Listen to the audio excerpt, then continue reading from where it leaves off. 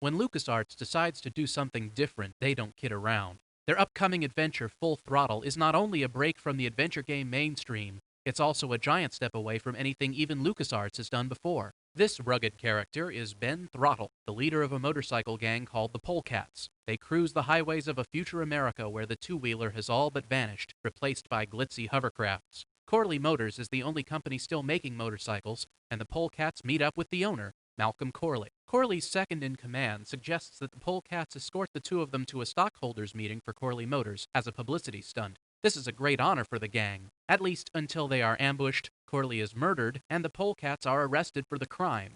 Luckily, our hero Ben manages to escape the clutches of the law. Now Ben has to find the evidence to clear his innocent buddies. In the process, he learns that the whole chain of catastrophic events was carefully orchestrated by Corley's second-in-command, Adrian Ripburger, who has taken over Corley Motors and plans to stop producing motorcycles in favor of hovercrafts. Now that's low. But Ben also learns that Corley has a child who would inherit the corporate throne. The problem is finding this heir and escorting the young Corley safely to the company headquarters.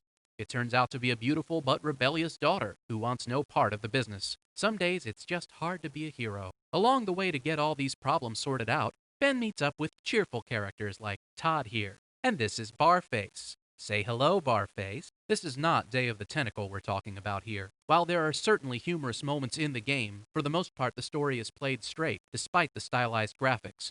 Project leader Tim Schafer cites more serious cartoon influences, like Batman the Animated Series and Liquid Television's Eon Flux. As you can see, this is a very cinematic piece of work. There are lots of skyline shots, unusual angles, and gritty close-ups to spice up the action.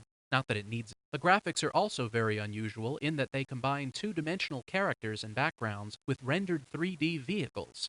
This is a very deliberate and important emphasis. One of the major themes of the game is the plot to eliminate motorcycles, which represent freedom. If you don't believe me, go watch Easy Rider. So what it boils down to is that anyone in this game who is still riding a two-wheeler can't be all bad, whereas you immediately know not to trust anyone riding a hovercraft. So much for Symbolism 101, let's get back to the preview. The screen is not cluttered with an icon bar during regular gameplay, but if you want to use an object or interact, just click and woo! Check that out!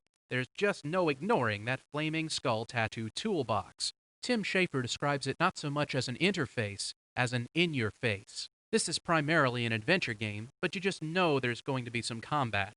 Ben's not the kind of guy to just look for keys and amulets and stuff. He's going to want to kick butt. So in addition to the normal object-oriented puzzles, there are also action puzzles to solve. Ben will need to use particular weapons and moves on particular people to get past them. Action is definitely the name of the game, or at least the predominant feature. The action sequences in Full Throttle include first-person road trips, motorcycle gang battles, and a climactic showdown between the Polecats and their arch-rivals, the hovercraft-riding Vultures. As is rapidly becoming the norm, Full Throttle will feature full digitized speech and will only be available on CD-ROM, so get your motor running for Full Throttle's release this winter.